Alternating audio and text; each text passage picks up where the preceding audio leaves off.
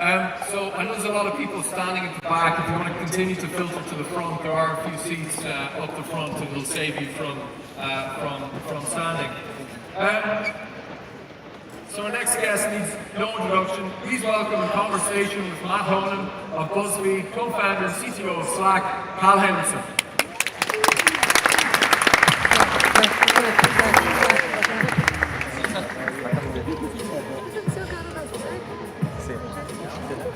How's it going? Great, how are you? Oh, I'm pretty good. Pretty good. Actually, quick show of hands, how many people here use Slack in their workplace? Wow. That's a lot of hands. That's a lot of hands. You guys seem like you came just out of nowhere. Slack is already almost a verb. Like, so yeah, I slacked you this, I slacked you that. Obviously, a lot of people are using it, but it's actually got a very long history. Maybe you could start off by telling folks how you and your co-founder met.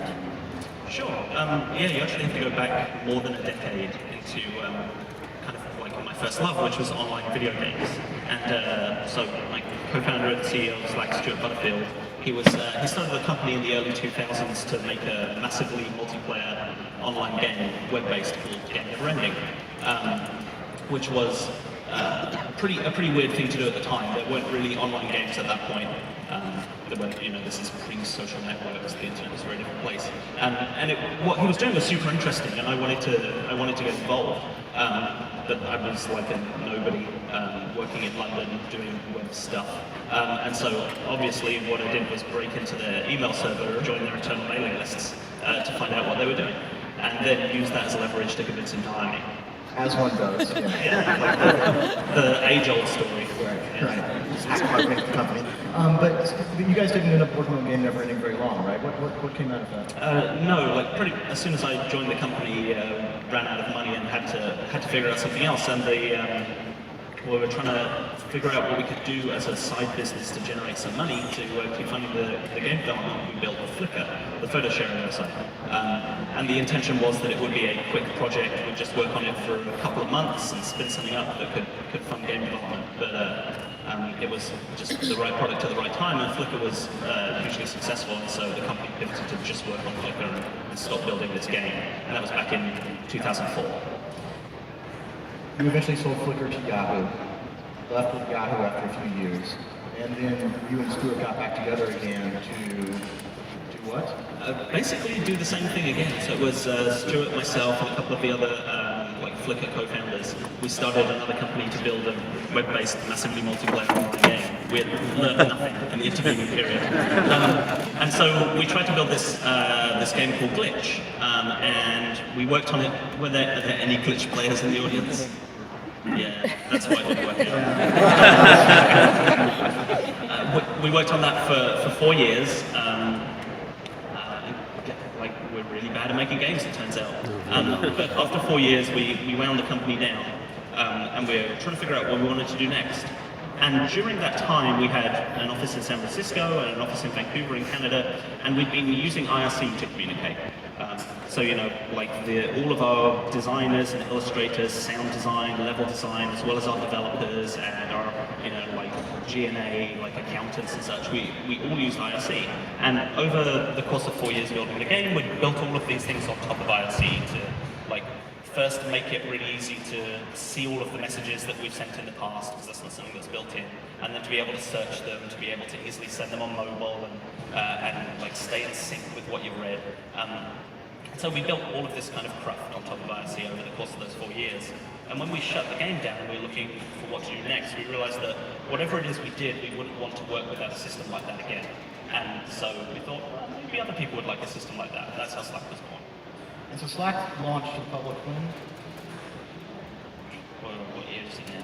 2 years. 2016, yes. 2014, yeah, 2 years. And you're at tens of thousands of organizations now. Tens of thousands of companies, yeah, millions of daily active. That's really fast growth. For a piece of business software, it's unprecedented growth. How did you handle that growth? What kinds of things did you learn along the way when you're trying to scale up like that? I think one of the most important things that we took from Flickr was that we don't come from an enterprise software background, we come from a consumer background with games and Flickr, and that the key thing to Flickr and one of the key things to Slack is that it's very customer-centric, in that we like the most important thing is that we build a product that people love using, that actually makes their working lives simpler, more pleasant, more productive. Not that we're building it as a piece of enterprise software. So for instance, if you're building expense reporting software, there's a chance that you'll never use the software that you're building. But in building Slack, we use Slack every day, so we really feel the pain that our customers feel and feel the joy that our customers feel when it's useful. And now you've opened up Slack to developers in your same way. Well, you've not just now. It's been open, but it's opened up to developers like your same way. Can you tell us about what you're doing? I think that's something that's really changed as Slack has grown. Is that initially, we're focused on the communication portion, but the platform has really become a differentiator. That's really made Slack have the value that it has for customers, and that is. If you do any kind of business and you use computers today, you use 10, 20, 30, 40 different software products to get your job done. You're using, on the developer side, stuff like source control and continuous integration. You're doing task and project management. You're using accounting software or CRM or ERP. And every company uses a whole bunch of these different bits of software, which are all individually great at what they do. We're in such a better situation than we were 5 or 10 years ago. But none of these things work together because they're not built to work together. But communication is the one place where it really makes sense to tie all of them into one place. And Slack is a great platform for doing that. So what we found really, really powerful as Slack has grown is that whatever tools you're using to get your job done, if we can make them work a little bit better with Slack, then that's a huge win for anybody using it. You've got a fund now for this too, right? Yeah, so because we want to, really encourage people to build stuff on the Slack platform because it's great for our customers and great for their customers too. We started up at the end of last year a Slack fund of $80 million to help fund companies that are trying to build bots and apps on the Slack platform. I'm glad you talked about bots. Bots are super hot right now. At Facebook's developer conference 2 weeks ago or so. Yeah. It was just bots. Are you a bots believer? A bots believer. We'll see. I'm definitely the skeptic in the company of bots, but there's no doubt that this year conversational interfaces are going to be huge. And I'm definitely a skeptic when it comes to the consumer side. It's how much value is there in having a conversation with Pepsi, a Pepsi bot? That remains to be seen. But I think Pepsi bot all the time. I mean, maybe just once. Yeah. It's probably not going to be a daily occurrence, although who knows, the future could be weird. But I think the place where conversational interfaces are definitely going to be interesting is in the enterprise and the workspace. So we have a few different bots that are gaining a lot of traction on the Slack platform right now. We have things like Howdy, which lets you set up meetings easily, Birdly, which lets you do expenses easily, and Growbot, which is an HR platform for giving feedback about your teammates. And so we're seeing some really interesting stuff in the enterprise space, and I think Slack is in a great position to be the platform on which that kind of experimentation with bots will take place as people figure out what conversational interfaces are good for. And there's also, we started up a lab in New York to start looking into some more kind of machine learning, natural language processing AI kind of bots for leveraging the huge amount of useful information you put into your Slack instance for getting more out of that. When you started off, almost all of the organizations using Slack were startups, is that correct?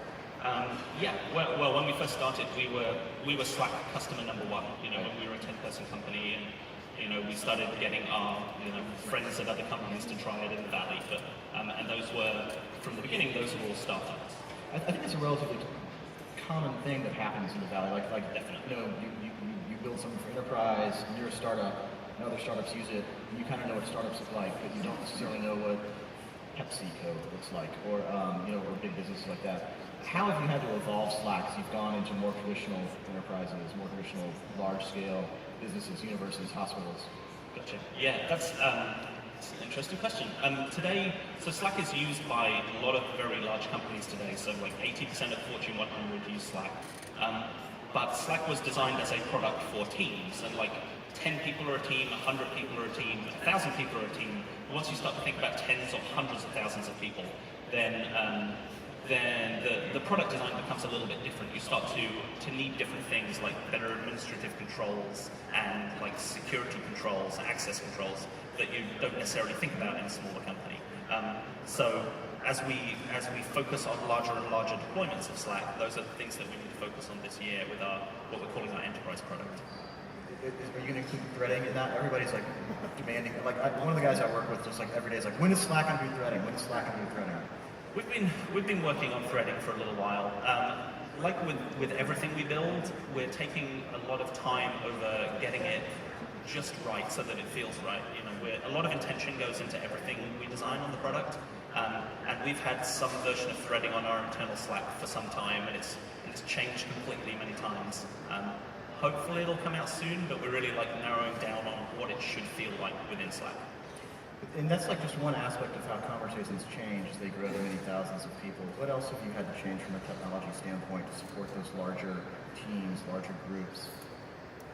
Yeah, as I said before, a lot of the things that larger teams need is more administrative control, or you know, if you're in regulated industries, you might need like FINRA or HIPAA compliance or FedRAMP or things like that, and that's the kind of the unsexy end of business software. The larger customers need these things. Do you offer all that right now, or what do you? We offer a variety of those things, and they're all the things we're working on with individual customers. Like at the enterprise scale, each individual customer has a lot of very specific needs.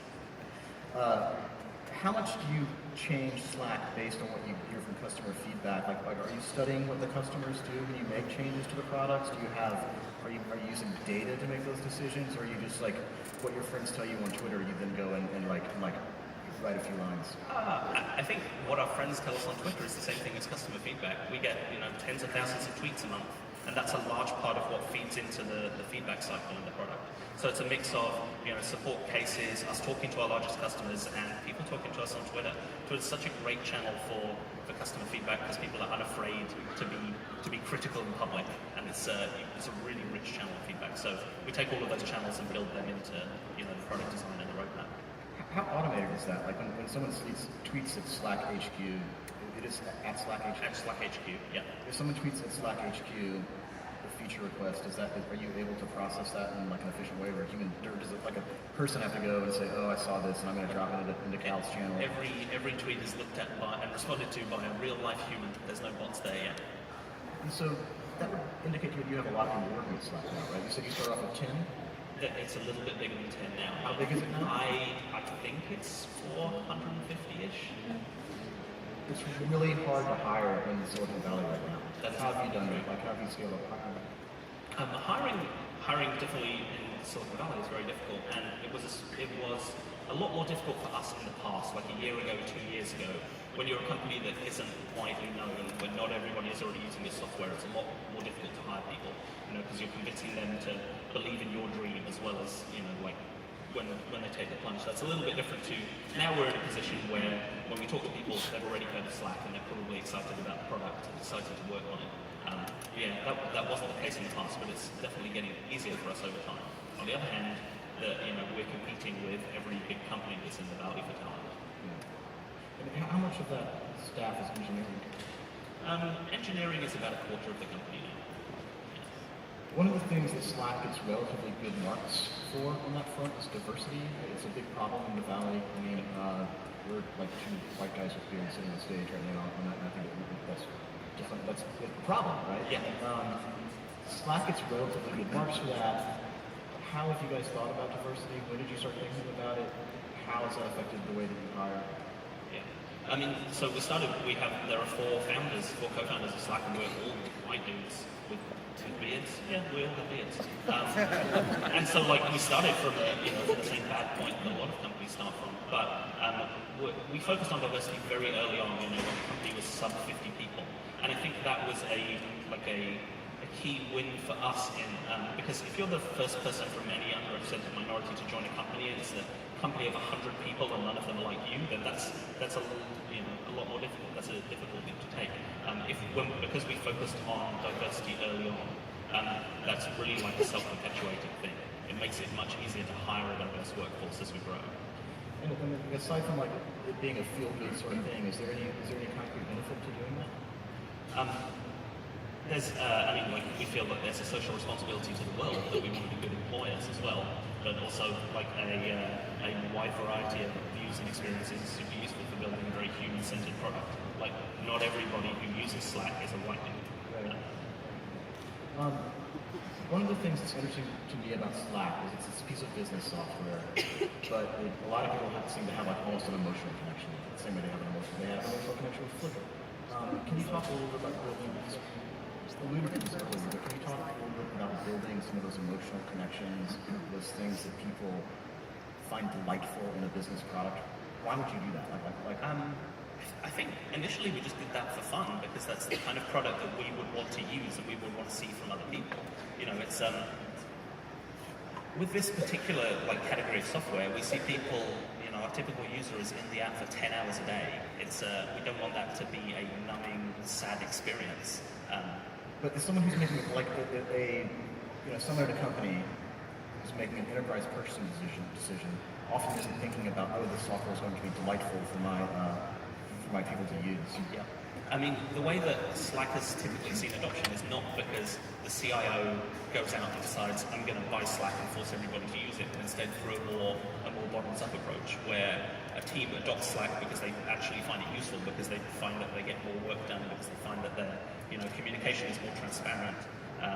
And so the team starts using Slack, and then we see it spreads to other teams in the company, and it grows that way. So what's been more important for us for growth is to have a product that people love using to the extent that they convince their friends to use it, rather than selling it to the... You have like evangelists inside companies who force the product on their business. Is that more or less... I wouldn't use the word force, but I see what you're saying. And then how do you turn those people into paying customers? Just by the virtue of the product being useful. It's like if it makes their life more useful, then they're willing to pay for it. And can you talk a little about what the differences between free version? One of the things that has made Slack so hot, I think, in the Valley is that it does have this recurring revenue. Can you talk a little about how the free tiers versus the paid tiers work? It's a fairly classic freemium model where there are limitations on the free tier. So it's like if you're running a very small team, you can go out and use the free tier, and it will probably be enough for you. And there are limitations around the platform use and how many integrations, how many bots you can install on the free tier. It's mostly around that. And then there's further security and administration controls of the paid tiers that are more useful for companies. One of the things that we were talking about this last night, that I find interesting about Slack is it's got these very thoughtful interactions in it. For example, the do not disturb mode. Slack is a product that can make you be on 24 hours a day. Like it can kind of contribute to the always-on nature of smartphones. But you built this do not disturb product into it, which lets you kind of go offline. Can you tell me how that works and like how that shows your thinking in Slack? Yeah, I think do not disturb mode. So we launched that I think earlier this year. It allows you to set a schedule for when you don't want to receive push notifications to your phone. But it goes a little bit further than that. For if I IM you at night, it will say, Matt's in do not disturb mode. Would you like to disturb him anyway? And then to go disturb him. And the first thought you think about it is that that feature is built for you as the person who doesn't want to be disturbed. But it's also a useful feature for me because if I'm awake at midnight and think, I have this great message to send Matt, but I don't really want to wake him up because it's actually very important. Then do not disturb is powerful for that because it lets you say, hey, it's okay to send me messages right now. I won't deal with them until the morning. And so, thinking about that, it's changed from both ends. At which point you forget in the morning to send it if you make that wake up that. It's still, it's still marked as light in your client. Well, Cal, I think we're out of time. Thank you so much. That's great. Thank you very much.